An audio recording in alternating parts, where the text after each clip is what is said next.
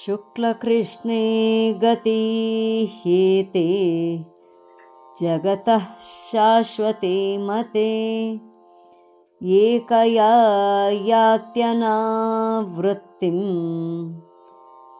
अन्यया वर्तते पुनः.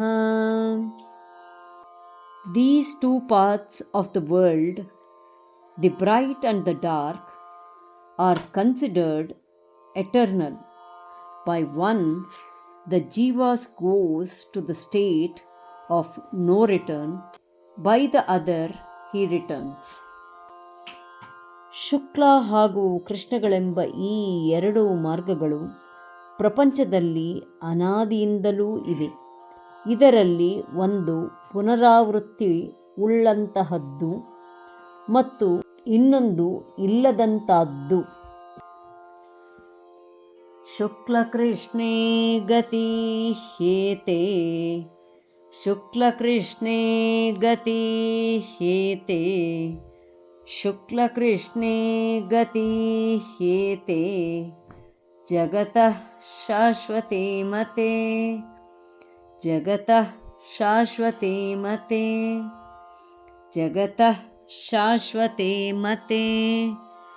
ಶುಕ್ಲಕೃಷ್ಣೇ ಗತಿಹ್ಯೇತೆ ಜಗತಃ ಶಾಶ್ವತೆ ಮತೆ ಶುಕ್ಲಕೃಷ್ಣೇ ಗತಿಹ್ಯೇತೆ ಜಗತಃ ಶಾಶ್ವತೆ ಮತೆ ಶುಕ್ಲಕೃಷ್ಣೇ ಗತಿಹ್ಯೇತೆ ಜಗತಃ ಶಾಶ್ವತೆ ಮತೆ ಏಕಯಾ ಯಾತ್ಯನಾವೃತ್ತಿಂ ಏಕಯಾ ಯಾತ್ಯನಾವೃತ್ತಿಂ ಏಕಯಾ ಯಾತ್ಯನಾವೃತ್ತಿಂ ಅನ್ಯಯಾ ವರ್ತತೆ ಪುನಃ ಅನ್ಯಯಾ ವರ್ತತೆ ಪುನಃ ಅನ್ಯಯಾ ವರ್ತತೆ ಪುನಃ ಏಕಯಾ ಯಾತ್ಯನಾವೃತ್ತಿಂ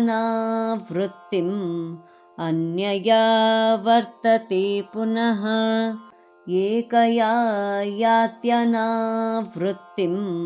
ಅನ್ಯಯಾ ವರ್ತತೆ ಪುನಃ ಏಕಯಾ ಯಾತ್ಯನಾವೃತ್ತಿಂ ಅನ್ಯಯಾ ವರ್ತತೆ ಪುನಃ.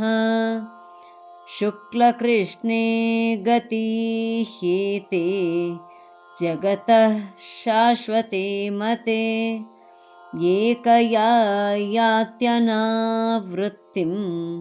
ಅನ್ಯಯಾ ವರ್ತತೆ ಪುನಃ ಶುಕ್ಲಕೃಷ್ಣೇ ಗತಿಹ್ಯೇತೆ ಜಗತಃ ಶಾಶ್ವತೆ ಮತೆ ಏಕಯಾ ಯಾತ್ಯನಾವೃತ್ತಿಂ ಅನ್ಯಯಾ ವರ್ತತೆ ಪುನಃ ಶುಕ್ಲಕೃಷ್ಣೇ ಗತಿಹ್ಯೇತೆ ಜಗತಃ ಶಾಶ್ವತೆ ಮತೆ ಏಕಯಾ ಯಾತ್ಯನಾವೃತ್ತಿಂ ಅನ್ಯಯಾ ವರ್ತತೆ ಪುನಃ.